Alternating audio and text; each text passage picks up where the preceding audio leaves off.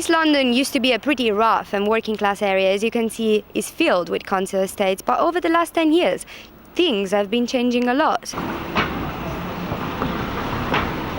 It is now one of the cultural hotspots of the capital, with a lot of new businesses opening up.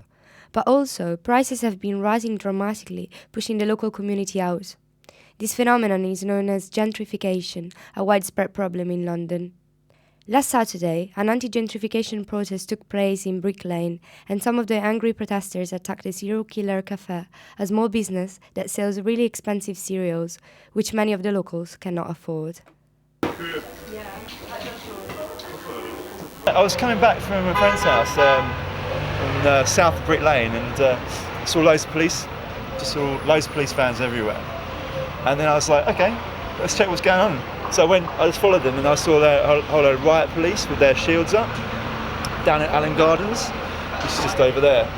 And then there was just probably 200 people all over the park around there with, they had lots of beer out and stereo systems and trolleys and stuff like that. I was like, oh, it's like some kind of little festival or something. And then I realised it was, the fuck parade.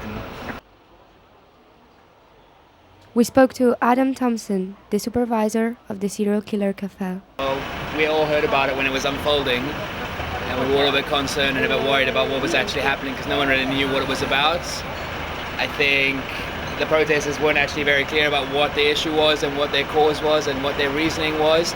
So at the time I think everyone was kind of really scared. The guys that were here were really worried about the customers and about the people in the cafe. So yeah, I think... Were these people really violent? Yeah, well, that was the thing. It wasn't really any argument coming across or any kind of real message. It was just a lot of violence, a lot of intimidation, a lot of damage to property. So I think in that sense, everyone was more worried about what might actually happen to them personally and to the shop and to the customers than the political side of it or the social aspect. I don't think the problem lies with the people that have started a business out of nothing or tapped into a market that was untapped and was successful in doing so. This is not something that you are deserving of having your business trashed. Whether it's good or bad, you can't stop progress.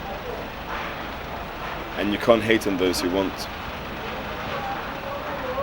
to do something different, whether it's putting a cow in formaldehyde in a chicken like Damien Hirst or opening up a cereal cafe.